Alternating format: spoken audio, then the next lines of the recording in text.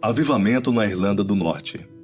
Em 1855, John Moore, pastor da igreja presbiteriana em Connor, província de Ulster, Irlanda do Norte, exortou seus jovens a fazer algo mais para Deus. Entre esses jovens que decidiram fazer este algo mais, estavam McQuicken, Manley, Wallace e Carlisle, que ficaram fortemente unidos pela comunhão da oração. Uma escola rural próxima à cidade de Connor foi escolhida como local para os 4 jovens clamarem a Deus, a sós, por um despertamento além de estudar mais profundamente as Escrituras. Ali, reuniam-se regularmente, derramando seus corações em súplicas apaixonadas pelo avivamento, tendo outras pessoas com o mesmo desejo se juntando a eles. Como Jacó, este grupo passou a clamar: "Não te deixaremos ir se nos não abençoares." E a resposta não demorou para chegar. Reuniões de oração se multiplicavam por toda parte. Conversões aconteciam diariamente. Logo a cidade de Connor estava incendiada pela presença de Deus. No prefácio do livro que descreve este avivamento, disse o professor da Faculdade Teológica Presbiteriana de Ulster: durante o maravilhoso ano de 1859, o cálculo de 100.000 decisões ao lado de Cristo é pequeno. Pastor após pastor testificaram que as conversões das pessoas eram genuínas e permanentes. Um deles disse: "Não conheço um só caso de alguém que se manifestasse e depois tenha voltado ao mundanismo." Além disso, historiadores desse avivamento registraram que um despertamento para o horror do pecado, convicção, iluminação da alma para o conhecimento do Salvador glorioso e conversões, tudo foi operado pelo Santo Espírito na comunidade de Connor durante 18 meses. Toda a cidade, os arredores foram despertados. Muitos não descansaram de maneira alguma na primeira noite. E durante vários dias, grande número de pessoas foi incapaz de realizar seus deveres habituais e se dedicaram quase incessantemente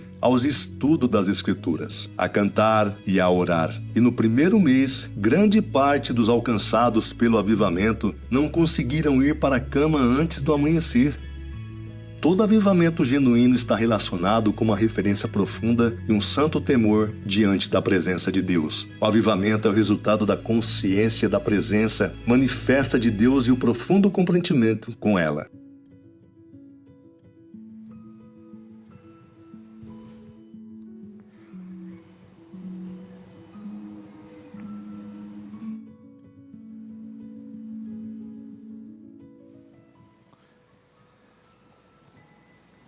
O avivamento de Ulster, na Irlanda do Norte, apresenta para nós um elemento muito fundamental, que é o tema que nós queremos apresentar a você aqui essa noite. O tema da reverência da presença de Deus. 4 jovens que resolveram começar uma reunião de oração numa escola rural, de repente viram um grande mover. Mas esse mover não foi um mover emocional, não foi um mover baseado em alguma atividade metodológica ou estratégia. Foi um profundo senso da presença de Deus. Uma reverência absoluta e absurda que tomou o coração daquela região e também espalhou por vários ambientes ao ponto de trazer muitas e muitas almas para a comunhão com o Senhor Jesus. Avivamento, na verdade, é um despertamento para a nossa consciência no reino de Deus. É um despertamento para o nosso entendimento de quem Ele é e uma reverência absoluta e um admirável reconhecimento da sua grandeza. Agora, talvez você esteja se perguntando, por que a gente fala sobre isso? A pergunta é, por que precisamos de um avivamento? Qual é o sentido? Qual é o propósito de nós abordarmos um tema tão importante como esse e ao mesmo tempo a gente ficar se lembrando dele, que ele é uma necessidade constante, o contínuo? Por que o avivamento e essa palavra tem que voltar e voltar no nosso vocabulário? Seria um tema da moda? Seria alguma coisa que apenas algumas denominações mais volumosas e mais exuberantes espiritualmente dizendo estão abordando os nossos dias? Ou seria um tema necessário a qualquer cristão? Seja aquele que está fragilizado espiritualmente, seja aquele que está na plena exuberância espiritual, qual seria o motivo de nós falarmos do porquê do avivamento? Eu vou contar uma ilustração para você, para ver se você consegue entender a necessidade disso na sua vida e na minha vida. Suponhamos que você vai até uma padaria e chega naquele lugar e começa então a olhar para as prateleiras. Vou chamar essa padaria de uma padaria presbiteriana. Só para você se conectar um pouquinho ao que eu quero dizer ao seu coração aqui essa noite. Então você olha para as paredes e as prateleiras estão vazias. Algumas têm alguns farelos e resquícios de pães. Outras estão com pães embolorados. E aquele expositor bem à sua frente contém alguns elementos que estão claramente endurecidos e envelhecidos. Então você olha para o proprietário da padaria e pergunta para ele: vocês não têm pão fresco aqui?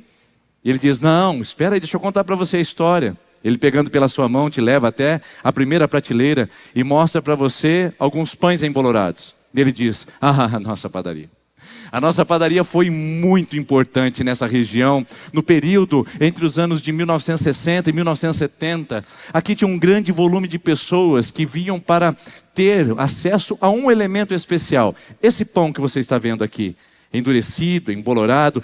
Esse pãozinho aqui é o pão que nós costumávamos fazer naquele período. Era o nosso grande elemento, era o nosso principal produto que oferecíamos à nossa comunidade.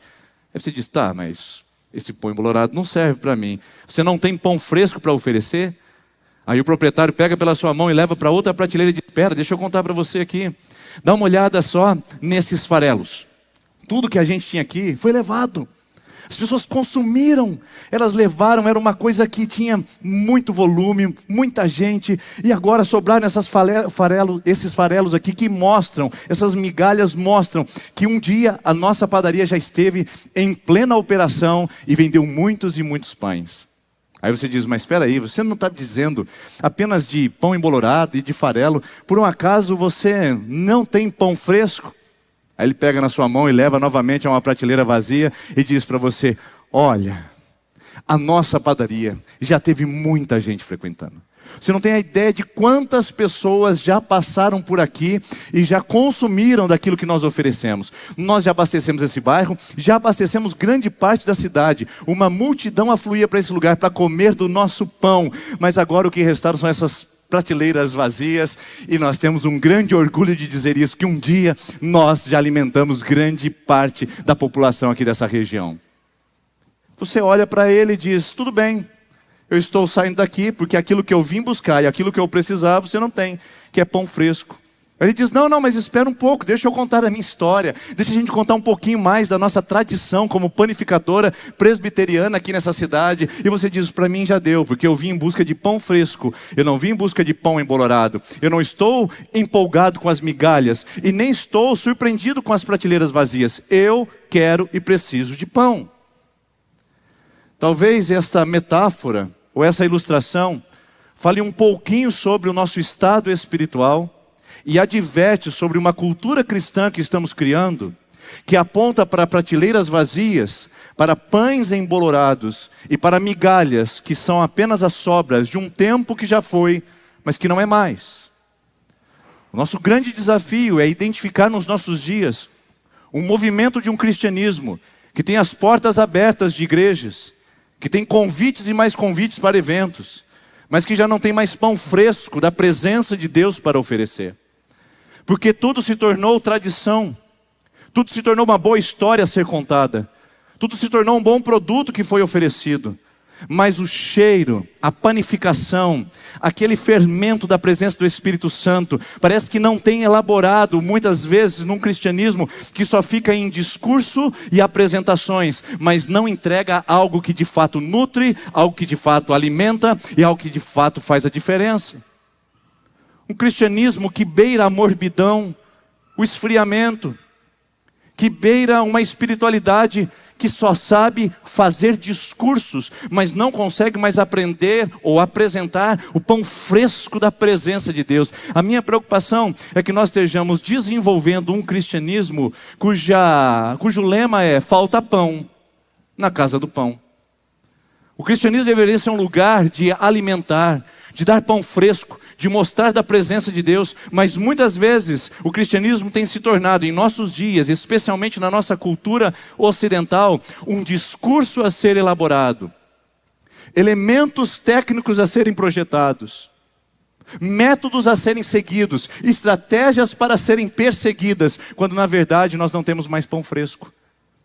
Muitas vezes a nossa vida espiritual é tão fria, tão vazia, tão embolorada, tão farofenta, desculpe a palavra, que tudo que nós podemos fazer para algumas pessoas é contar de uma história que não é nossa, ou alguma história que é terceirizada, mas nós não temos mais histórias para contar de pão fresco na nossa vida. Então eu acredito que estejam acontecendo alguns movimentos na nossa vida. Primeiro, eu acredito que talvez a gente esteja olhando para as prateleiras vazias e nos orgulhando de uma história que já não existe mais.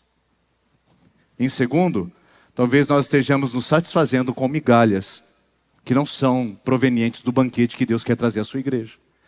Podemos estar incorrendo nesse momento, num culto como esse, numa celebração, ou até numa comunidade como essa, de estarmos ou contando a história de um cristianismo que não é mais, ou comendo de prateleiras que só tem migalhas para oferecer, e nós não estamos mais experimentando do poder, da presença e do bom fresco que a glória de Deus traz e revela ao nosso coração.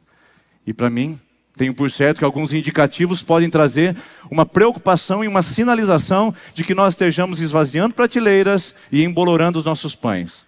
Primeiro, o surgimento de um cristianismo místico, um cristianismo muito associado a simbolismos, cristianismo judaizante, que usa de elementos visíveis, um cristianismo pagelança, que usa de elementos humanos para tentar mover o sobrenatural e o espiritual, fazendo com que as pessoas fiquem reféns de mandingas espirituais, de simpatias gospels, e não conseguem avançar para um conhecimento de quem Jesus é.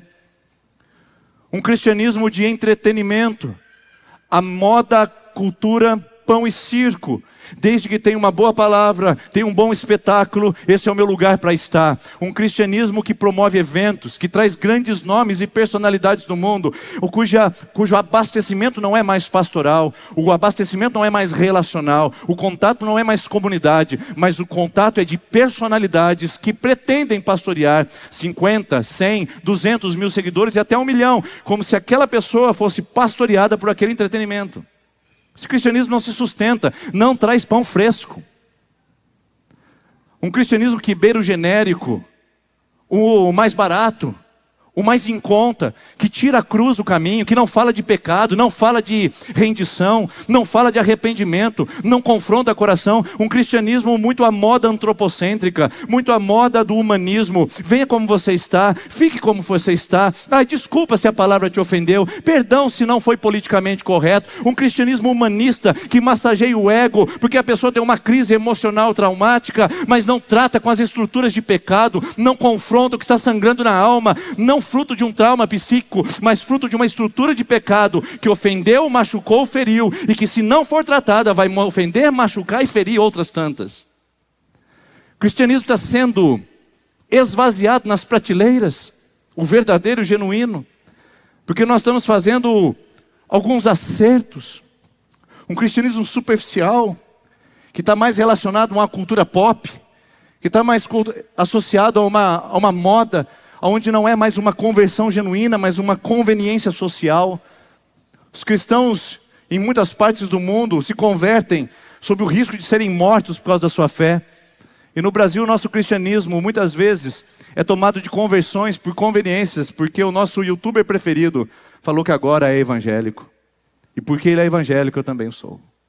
Irmãos, isso está indicando que as prateleiras estão ficando vazias. Cultos frios, de cristãos mortos, de gente que não sabe quem é Deus e o que está vivendo em Deus, gente que está fazendo coisas de Deus, para Deus, mas sem Deus, sem a perspectiva da presença, sem o senso da glória, sem a reverência de quem Ele é.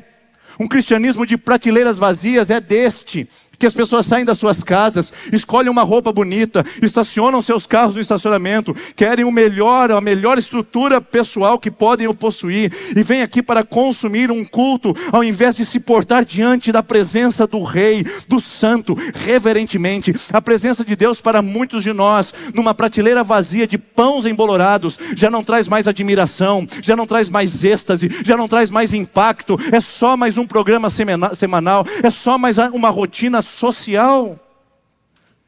Um cristianismo que não me faz cantar santo, santo, santo, ruborecendo o meu rosto, diante da vergonha do meu pecado, diante da miséria da minha vida. Um cristianismo que diante de uma canção que declara a santidade dele, está preocupado com o que tem de mensagem no celular, ou com a roupa que o irmão está tendo do lado, ou com as coisas que estão acontecendo ao redor, mas que não reverencia a presença. É esse nível de cristianismo que nós somos tentados a abraçar, irmãos. Não estou dizendo que nós abraçamos, mas somos tentados a abraçar. E eu quero que você faça uma profunda autorreflexão sobre o seu coração. Porque se você esteve aqui até agora, nesse momento, sem o senso da presença, sem o senso da reverência, sem uma tomada de admiração pela glória de Deus, algum outro cristianismo que não é o da glória e da presença de Deus, você está consumindo e está internalizando no seu coração. Porque não é mais um culto, não é mais um louvor, não é mais uma pregação. Se for assim, irmãos, fiquemos em casa, liguemos o YouTube e vamos praticar o cristianismo de mídias sociais. Mas esse que me traz a presença, que me conecta com pessoas e que me chama para um tempo de adoração profunda, é um tempo de profunda reverência. Não estou dizendo que isso não deve reproduzir na segunda de manhã, mas pelo menos o cristianismo de prateleiras de pães frescos deveria nos apresentar mais reverência, santidade, admiração, fascínio por Deus. Fascínio por Deus.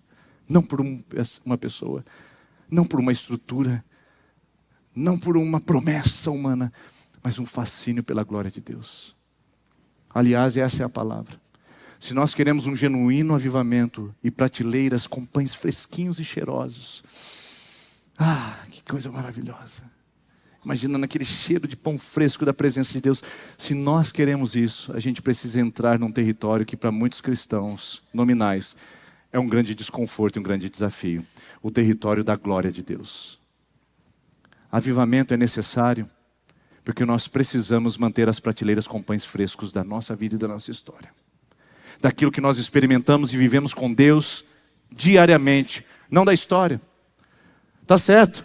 Porque a sua avó ou a sua mãe tinha uma grande história espiritual para contar, uma mulher de oração na igreja. Mas eu pergunto, que pão fresco você traz à sua filha? O pão da avó, que era intercessora, e você com uma vida espiritual pífia, mínima, medíocre, se alimentando das migalhas de uma avó intercessora? Não, porque o meu pai foi um dos fundadores da igreja. Filho, olhe para o seu avô. Mas você não traz pão fresco para sua casa, para a próxima geração? Nós nos tornamos distantes da glória de Deus, e a distância da glória de Deus faz a vida se atrofiar, faz a espiritualidade embolorar, vai se secando. Esse distanciamento, esta absorção do mundanismo, esta conversa, essa transigência com o secularismo, está fazendo com que a expectativa da glória de Deus se torne cada vez menor, porque Deus parece ser um objeto distante da nossa realidade. Não era assim nos tempos bíblicos. A palavra glória de Deus, no Antigo Testamento em especial, é traduzida pelo hebraico kavod. Esse termo, ele é traduzido como glória, mas na verdade, literalmente, ele significa peso, densidade, força. É como se o ambiente mudasse. É como se uma densidade da presença de Deus pudesse ser quase palpável, tangível. Uma presença manifesta que tira qualquer tipo de dúvida do nosso coração. Se você olhar, esse tema não é um tema muito seguro para você e para mim. Porque em todos os movimentos onde a kavod de Deus foi apresentada no Antigo Testamento, houve algum movimento de fato perturbador. Enquanto Moisés estava diante da glória de Deus no Monte Sinai, sons, relâmpagos, trovões, fogo, manifestação extraordinária, e o povo morrendo de medo, com grande temor e reverência diante daquela manifestação. Quando Daniel se depara com o kavod de Deus, ele cai prostrado e nem consegue se levantar. Quando nós vemos Moisés na sarça ardente, quando a sarça não pegava fogo, nós vemos uma profunda reverência, tira a sandália dos seus pés. Há uma confrontação. Todo movimento em direção à presença e à glória de Deus é um movimento que traz algum certo tipo de desconforto à nossa religiosidade padrão, ao nosso paradigma de espiritualidade. Por isso o meu desafio para você essa noite, meu encorajamento, é ultrapassar os níveis da superficialidade, de um cristianismo que temos sido acometidos, que nos coloca distante da glória, para consumir um sintético, um genérico, para consumir um placebo, que finge ser glória, mas na verdade é forjado pelo homem. Por isso nós precisamos entender que se a glória de Deus não for um tema recorrente do avivamento, nós podemos estar com uma boa estrutura, uma bela oratória, mas sem nenhuma presença. E esse é o drama, essa é a dificuldade. Por isso eu quero convidar você a entender que a sua vida só vai ter pão fresco quando você passar por um avivamento. E avivamento não é que acontece agora e nunca mais. Ele tem uma experiência de continuidade, ele tem desdobramentos, ele aviva a nossa fé, desperta o nosso coração e nos mantém vivos na presença de Deus. O avivamento é contínuo.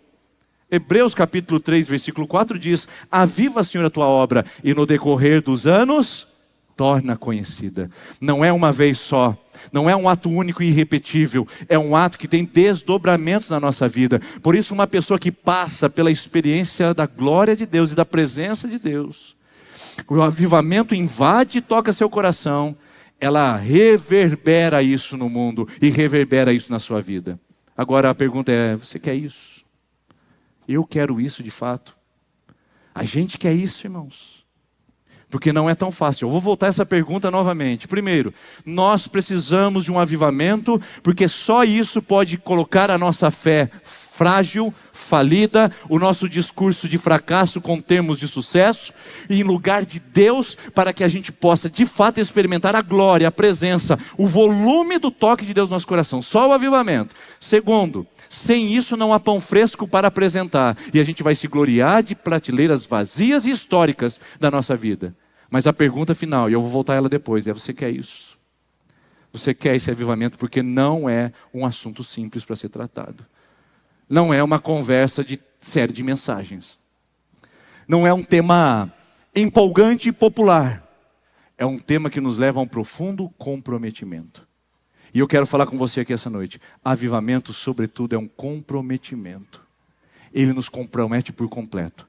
Não dá para você dizer que quer um avivamento e voltar para a sua vida como se ela fosse normal.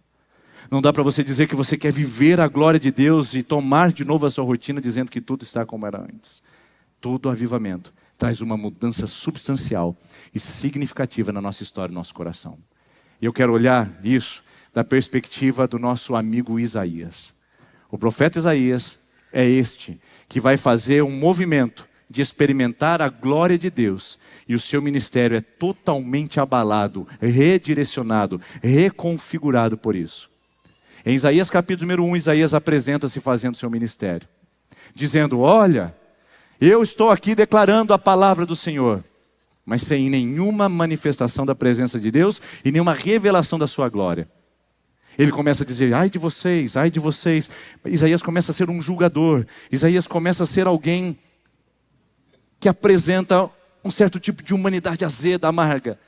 Mas aí ele passa pela experiência do Isaías capítulo 6, onde ele tem uma experiência com a glória de Deus, e aí sim esse profeta é reconfigurado e redirecionado ao exercício profético do seu ministério, que trouxe um avivamento à sua fé e, consequentemente, à vida do povo que ele representava.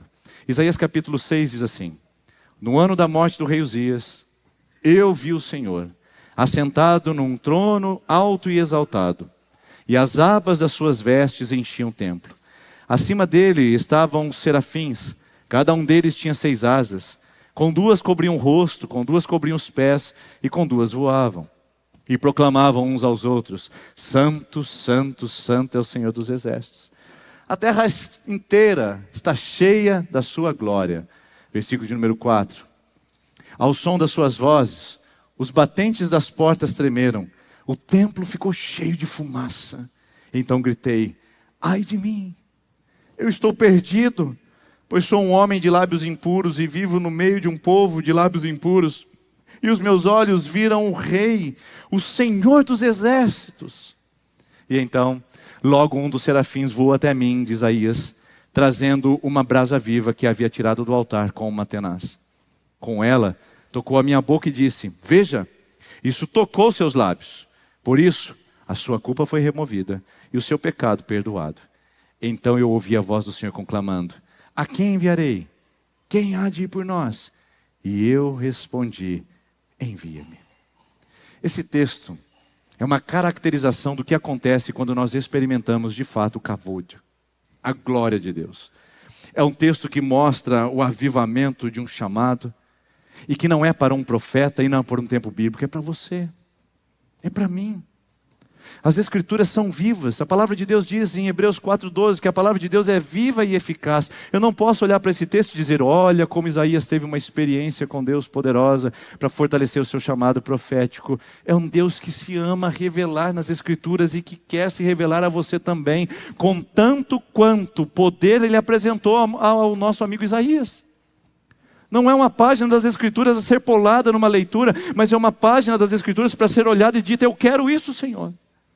Eu quero ter essa experiência com o Senhor, que transforma a letra fria em algo vital, que transforma a experiência religiosa em uma experiência pessoal, que transforma uma vida moribunda em uma vida avivada, cheia do Senhor. Eu quero isso, mas lembre-se, querer o avivamento é comprometer-se com Ele. E o comprometimento começa em primeiro lugar, e eu quero mostrar isso para você num destaque do texto bíblico que vai aparecer na sua tela, no ano da morte do rei Uzias.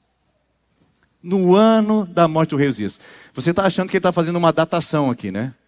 A tentativa de Isaías é colocar cronologicamente os fatos? Não é.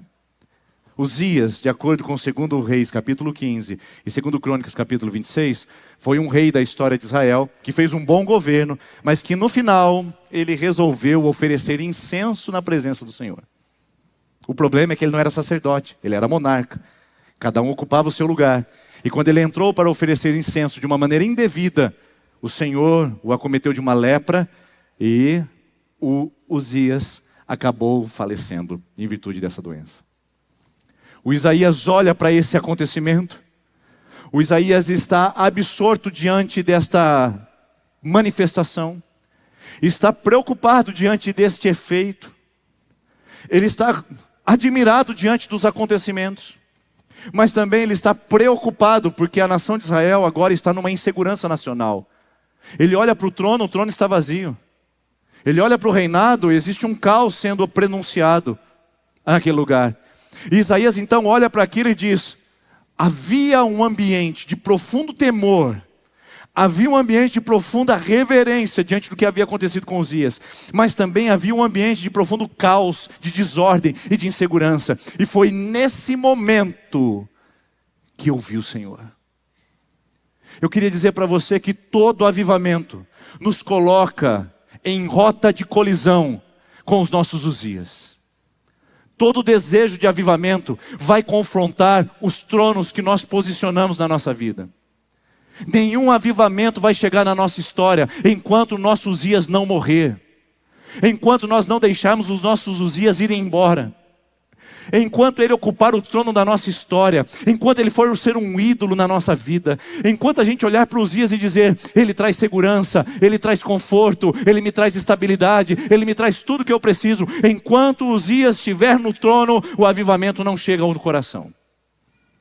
Isaías precisou experimentar um processo de perda, de prejuízo. E eu quero dizer para você, nós estamos diante de um tema sério. Não fale que você quer o avivamento sem antes entender que ao pedir isso, pode ser que o seu Uzias morra. Se você disser: Senhor, eu quero mais da sua presença e não quero viver um cristianismo fútil, nominal e flácido. Eu quero viver um cristianismo robusto, poderoso e vital. Enquanto você não entender que talvez o Uzias seja levado do trono, é melhor você não fazer essa oração. Porque o texto diz que foi exatamente no momento que o trono da terra ficou vazio que ele conseguiu enxergar o trono do céu. Talvez seja isso que está acontecendo na minha vida e na sua. Estamos com muitos Uzias posicionados nos tronos que erigimos aqui na terra. Não temos apenas o Baal, como foi falado domingo passado, mas temos também governantes que nos dão controle, que nos dão estabilidade. E pedir por avivamento, meu irmão, minha irmã, pode acarretar em prejuízos e em perdas. Todas para você, nenhuma para o reino de Deus. Todas para o seu orgulho, mas nenhuma para a glória de Deus. Todas para a minha soberba, para a minha altivez, para o meu ego, mas nenhuma para a presença de Deus. Todos os prejuízos computados diante do pedido de aviva-me, Senhor, são contabilizados apenas por mim, porque na verdade nunca foram necessários a mim. Mas foram adendos, foram aparatos que foram chegando na minha vida e me trazendo essa possibilidade de ter Uzias e cristianismo. Talvez você possa ter Uzias e um cristianismo nominal, mas nunca Uzias e um avivamento verdadeiro. Você consegue entender onde nós estamos chegando, irmãos? Há um comprometimento inerente à chamada do avivamento. E eu não posso te iludir com isso. Eu não posso aqui tapar as brechas e as vistas para que você não enxergue que se você quiser uma vida profunda na presença de Deus, alguma coisa vai lhe custar. Alguma coisa vai lhe custar, sempre custa. Jesus disse em Mateus capítulo 16, versículo 24, talvez um dos versículos menos conhecidos no cristianismo de espetáculo dos nossos dias. Jesus diz: se alguém quiser vir após mim, a si mesmo se negue. Assuma o prejuízo, meu irmão. Assuma o prejuízo de andar com Jesus. Toma vergonha. Assume a posição, assume a característica. E diga: eu sou filho de Deus, eu sou filha de Deus, eu não vou ficar fazendo manobras para atender os Uzias dessa terra.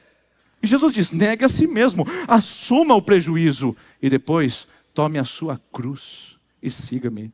O chamado para o cristianismo é um chamado para a morte, é um chamado para a cruz. Eu não sei onde foi que no meio do caminho a gente criou um cristianismo que dá tudo para você: carro, casa, filho, marido, esposa, novo casamento. Eu não sei onde que a gente criou isso, porque ainda continua sendo o cristianismo de cruz, de entrega. Um cristianismo de renúncia. Não é pesaroso, não é moralista, não é um fardo e não é um sacrilégio, nunca foi. É uma alegria negar a si mesmo e tomar a cruz, desde que eu saiba quem eu estou seguindo. Porque se você estiver seguindo uma religião, se você estiver seguindo um youtuber, se você estiver seguindo o pastor Denis, vai ser um peso abrir mão dos seus pecados. Vai ser um fardo você renunciar a algumas práticas de comportamentos. Mas se você estiver tomado pela glória de Deus, se você estiver tomado pelo senso da presença dEle, se a reverência do toque dEle vier ao seu coração, você diz: Senhor, leva Uzias, que eu não preciso mais dele. Os meus olhos viram o Senhor. O trono da terra está um caos, há tudo na terra está em desordem, mas o Senhor continua no seu trono, excelso, soberano, supremo, governante, tudo isso. Por isso, prepare com a palavra avivamento, porque ela exige de nós um comprometimento. E Isaías diz: no ano que as coisas se perderam, foi quando eu encontrei o Senhor. Será que faz algum sentido para você aqui essa noite? Você diz que perdeu um namorado, uma namorada. Será que você não está encontrando o Senhor? Não. Você diz que perdeu um trabalho. Será que você não está encontrando o Senhor? Você diz que perdeu uma comunidade de fé. Será que você não está encontrando o Senhor? Não. Você diz que perdeu uma estabilidade financeira. Será que você não está encontrando o Senhor? Não. Você diz que perdeu a confiança. Será que você não está encontrando o Senhor? Porque Isaías disse: o ano que eu perdi foi o ano que eu ganhei. Avivamento é isso. É entender que os prejuízos tocam apenas a mim, porque nunca deveriam estar lá. Era um trono mal ocupado. Havia um intruso no trono da glória de Deus, e eu o coloquei ali. Quando Deus remove, dói. Quando Deus remove, ai, que difícil. Mas a gente olha e diz: eu vi o Senhor. Aliás, esse é o segundo movimento que nós vemos nesse texto. Eu vi o Senhor.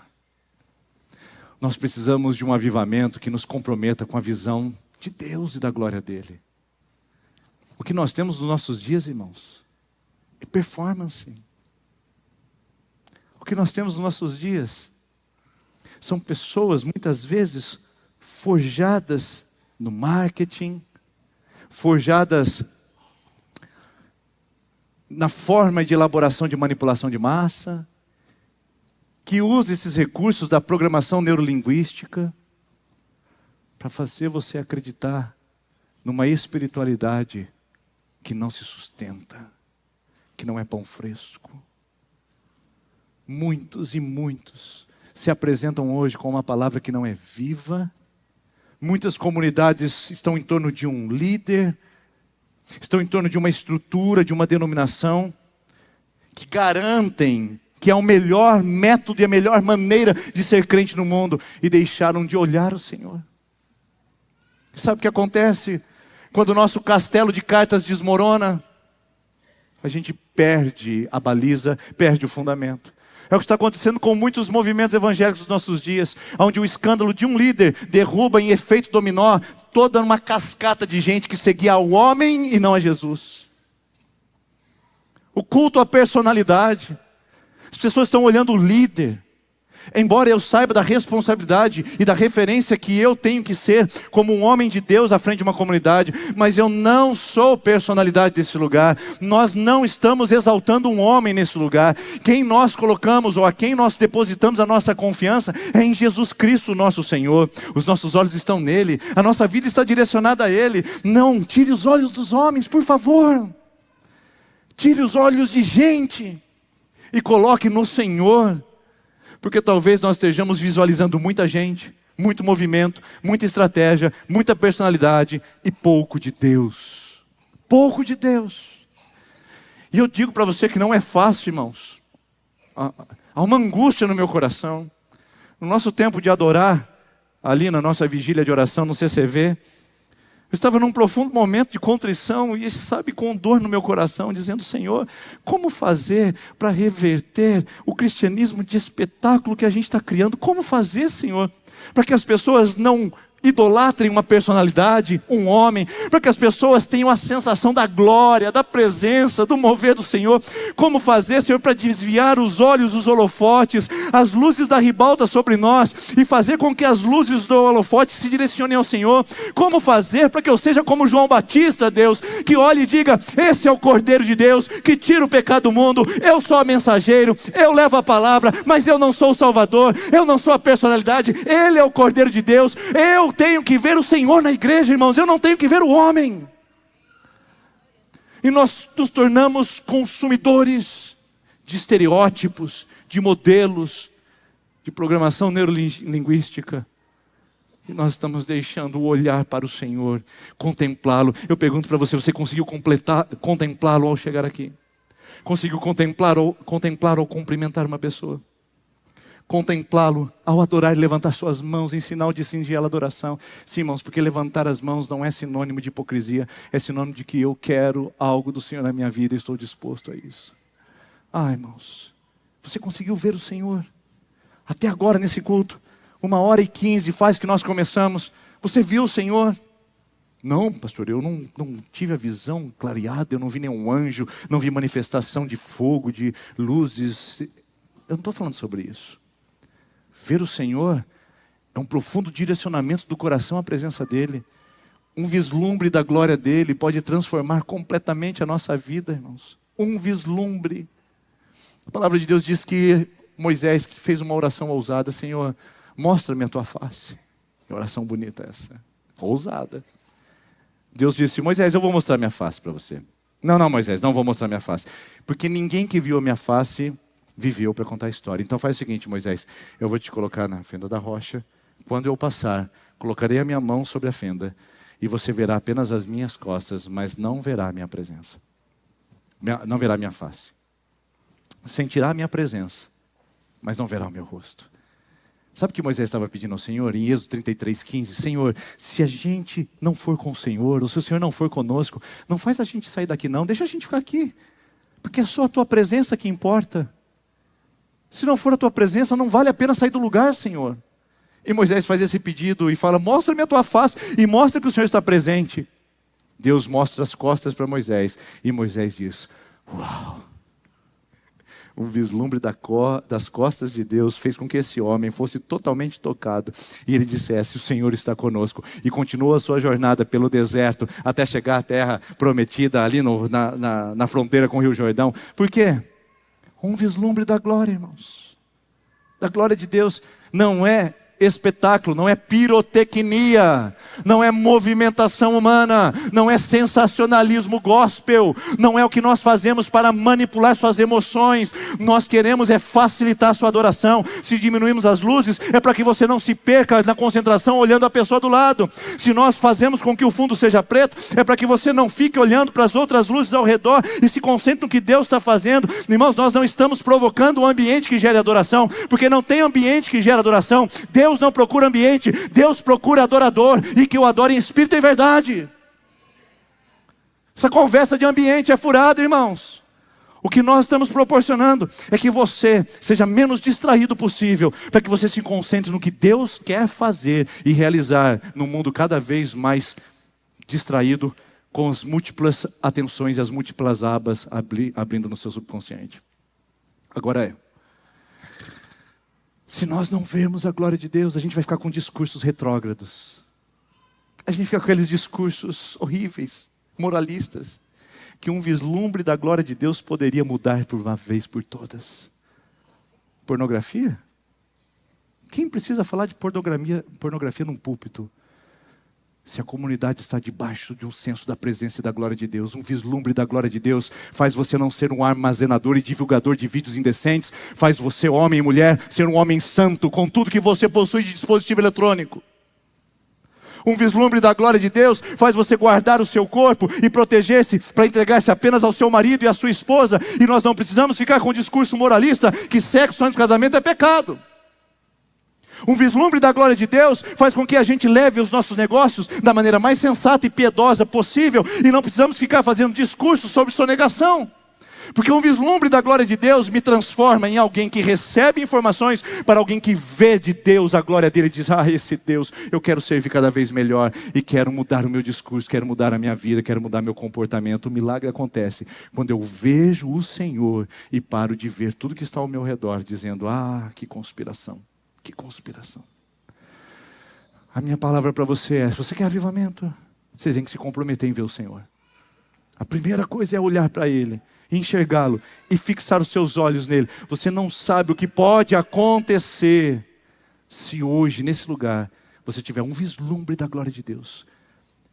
Pecados que você está lutando há anos nessa luta, pode desaparecer essa luta de repente,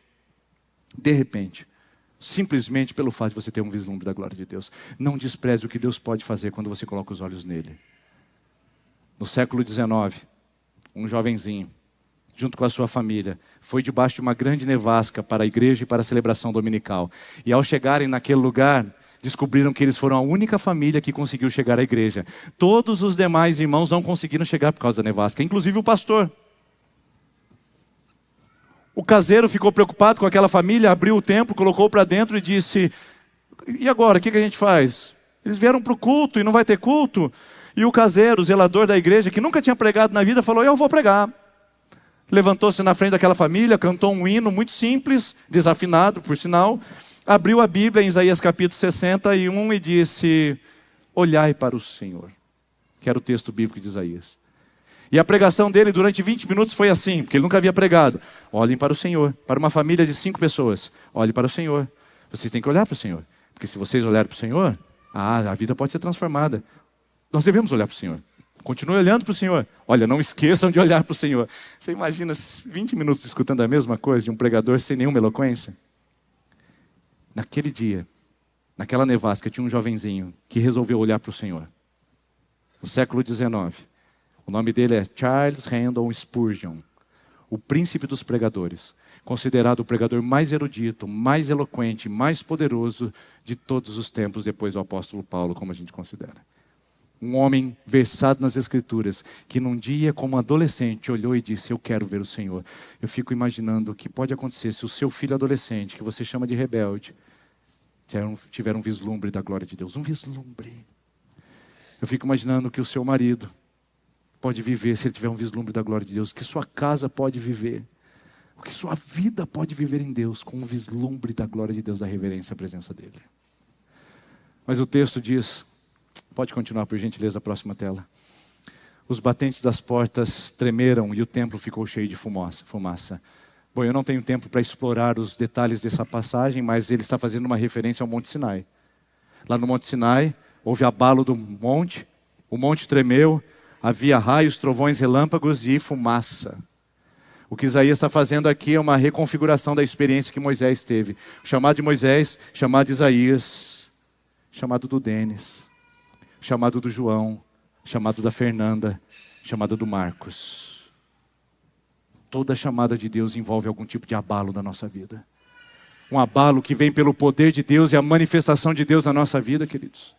Nós estamos acostumados a um tipo de cristianismo que chama você a vir como está e a permanecer como está. Um tipo de cristianismo que não nos coloca em abalo, que não faz experimentar o peso da glória, o peso da presença. Um cristianismo que nos conforta a cadeira. Um cristianismo que nos traz poltronas aveludadas e que não nos faz promover a glória de Deus na nossa vida.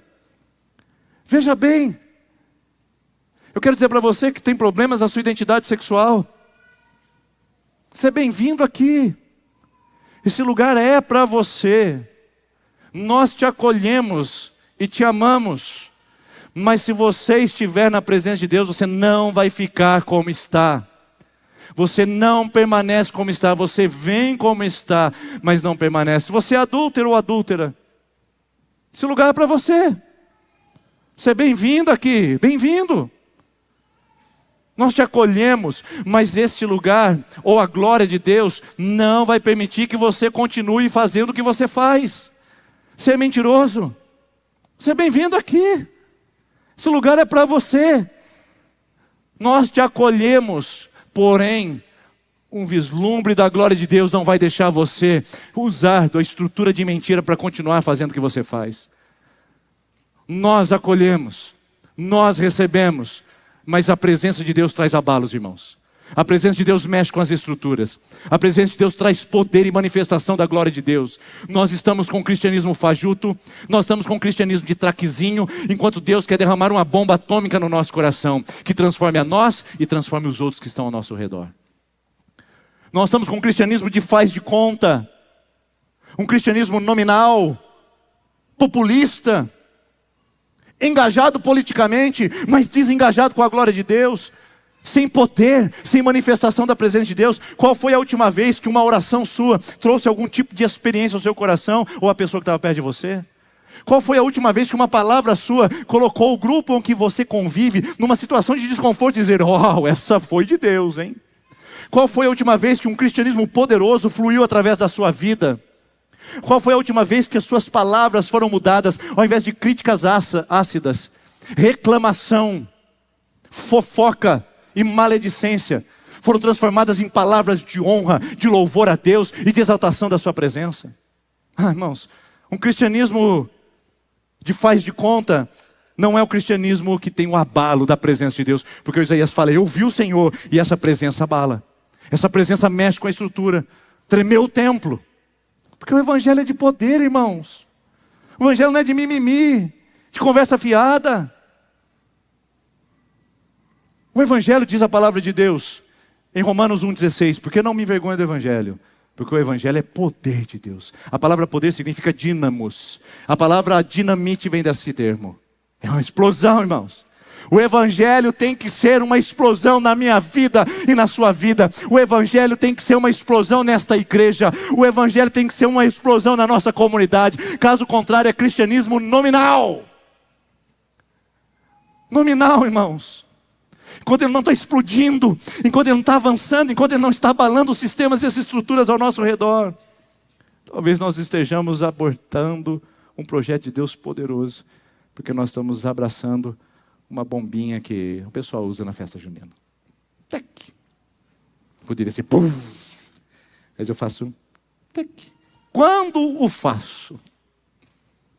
Jesus disse para os discípulos, fiquem em Jerusalém, em Mateus 24:49, até que do alto vocês sejam revestidos de dinamite, de poder. Jesus disse em Atos 1:8, e receberão poder ao descer sobre vós o Espírito Santo. Paulo disse à igreja de Corinto, 2 Coríntios capítulo 2, versículo 4, Ele diz, porque a minha palavra e a minha pregação não consistiram em palavras persuasivas de sabedoria humana, mas em demonstração de espírito e poder. Chega de falatório, chega de verborragia, chega, irmãos, de fazermos elucubrações sobre o cristianismo. É hora de viver cristianismo, de lhe lançar a ele, de ele nos impactar, de ele nos mover, de ele explodir em nós, explodir nessa igreja, explodir nessa cidade, explodir na sua empresa, explodir ao redor de nós, um evangelho que transforma. Não um evangelho que acomoda, mas um evangelho que me impulsiona e me promove a viver algo maior e poderoso de Deus. Mas tem algo a mais nesse texto, que vai avançando. Pode passar para mim, por gentileza. Porque quando a gente tem uma experiência com a glória de Deus, a primeira coisa que a gente faz é tirar os olhos dos homens, tirar os olhos das estruturas e dizer, ai de mim, Senhor, tem misericórdia de mim. Um cristianismo de avivamento verdadeiro, volta os olhos para mim, volta os olhos para o meu povo, volta os olhos para Deus, mas enquanto volta para mim, para o meu povo, eu digo misericórdia, Senhor, misericórdia, porque eu não sou quem eu deveria ser. Quando a gente está na presença de Deus, irmãos e irmãs, o nosso discurso hipócrita e farisaico vai embora. Nosso placebo espiritual é desmascarado. A nossa pretensa vaidade religiosa é desfeita. Os nossos méritos históricos presbiterianos se acabam, porque na presença do Senhor eu só consigo dizer uma palavra e não outra. Tem misericórdia de mim, pecador. Quando eu estou diante da glória e da grandeza de Deus, há um título sobre mim, pecador. Há um título sobre mim, porque a santidade de Deus me constrange. Você é bonzinho?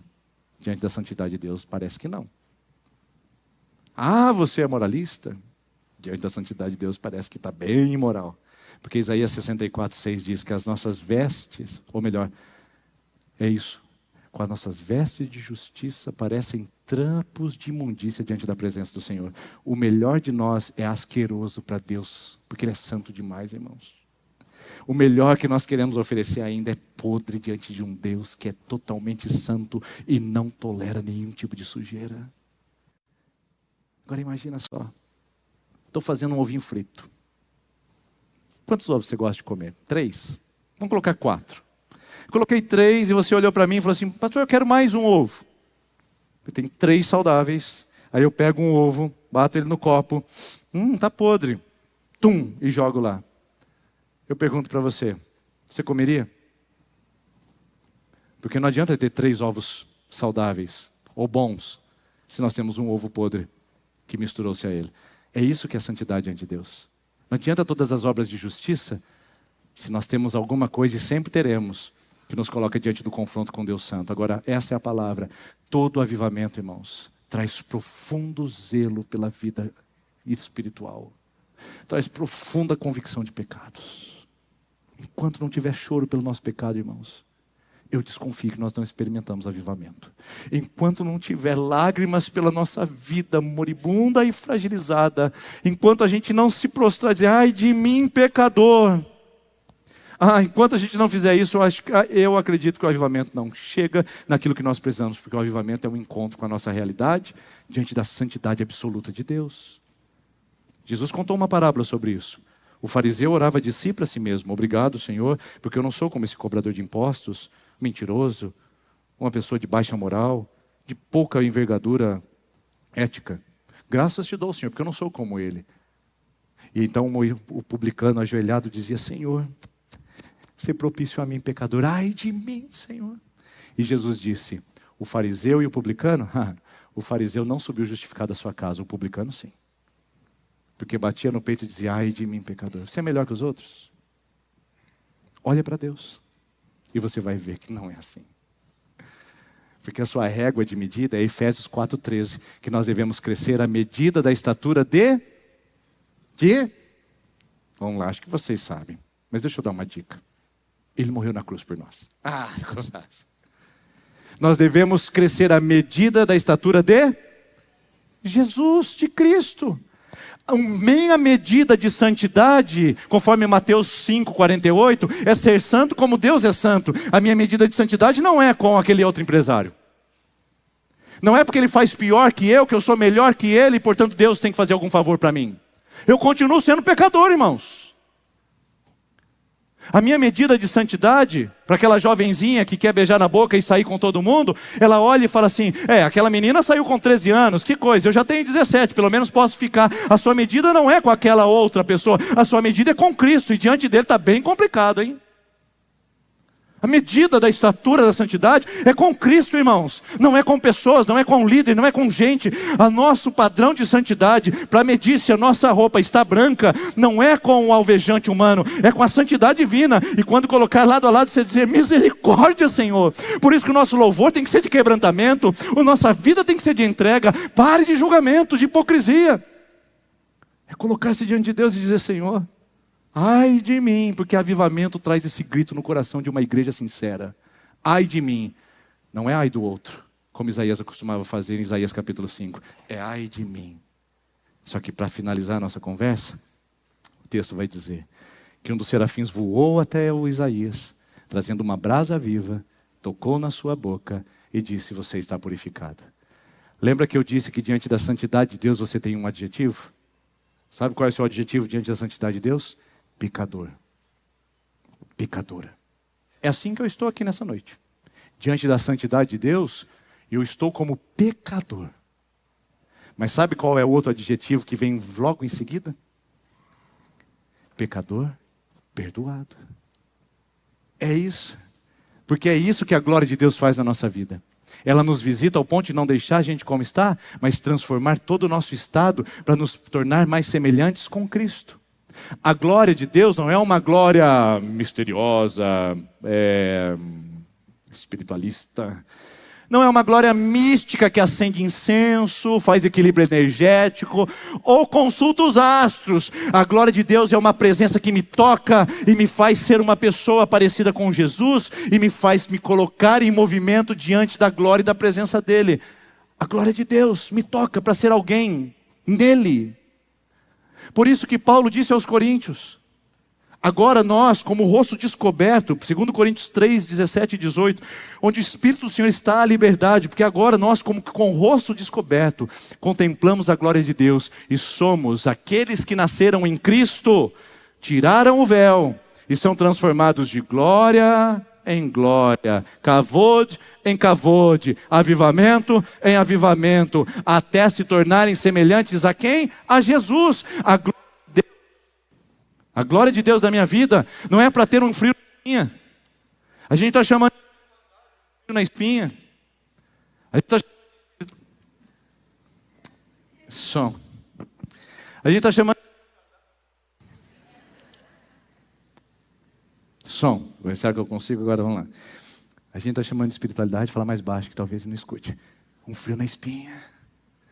A gente está chamando de avivamento um placebo humano. Mas o que a gente precisa é que a glória nos toque. Porque ela sempre toca, ela sempre visita, ela sempre faz a sua obra. E a glória de Deus não é uma espiritualidade mística, é uma pessoa. A glória de Deus não está no terceiro céu. A glória de Deus não está quando eu crio um ambiente propício, quando acendo velas. A glória de Deus está em João capítulo 1, versículo 4. Porque o verbo se fez carne e habitou entre nós, e vimos a sua glória, glória como de unigênito de Pai, ou do Pai celestial. A glória de Deus não é um esoterismo, a glória de Deus não é uma religião, a glória de Deus não é um movimento evangélico, a glória de Deus é Jesus. Quando Ele nos toca, quando Ele nos visita, quando Ele reside em nós, irmãos, nós caímos de joelho, nós abrimos mãos dos nossos prejuízos, nós contemplamos a sua glória, a sua presença, nós assumimos as coisas do reino. Irmãos, explode em nós o abalo da glória de Deus, porque é Cristo. Por isso eu convido você, em nome de Jesus, a considerar que essa glória te engaja num avivamento que te coloca em movimento para a presença de Deus. Semana que vem nós vamos falar sobre o avivamento como movimento. Eu gostaria que você não perdesse essa conversa, porque o avivamento me compromete, ele é um comprometimento que me empurra, porque o Isaías diz, eis-me aqui agora, Senhor, pode contar comigo, porque quem experimenta desse avivamento, que toca, não fica parado, experimenta mais, quer mais, e vive mais da glória de Deus. Eu quero convidar você a se colocar em pé, por gentileza, enquanto o Ministério de Louvor subirá aqui para ministrar uma canção. E eu queria perguntar como estão as prateleiras da sua vida. Como estão as prateleiras dessa comunidade? Pão fresco? Pão embolorado? Algumas poucas migalhas que você tem comido de algum tempo? Ou prateleiras vazias, empoeiradas? O que tem na sua prateleira da sua vida? Saiba que a única coisa que pode transformar a nossa espiritualidade em pão fresco é a presença da glória de Deus na nossa vida. O senso da reverência, da admiração de que Ele está aqui e Ele habita em nós. E de que o nosso corpo, o nosso linguajar, nossa vida, nossa história é instrumento para a manifestação da glória dEle que habita em nós em Jesus. Através de Jesus. Agora, eu quero fazer aquela pergunta que eu disse que eu faria de novo. Você quer esse avivamento? Você realmente quer? Porque se você veio atrás de alguma manifestação, eu queria dizer para você que o avivamento primeiro vai pedir um preço. Não, pastor, eu imaginei que ia ter uma manifestação, o pastor ia dar uma rajada de língua estranha. Oh, glória!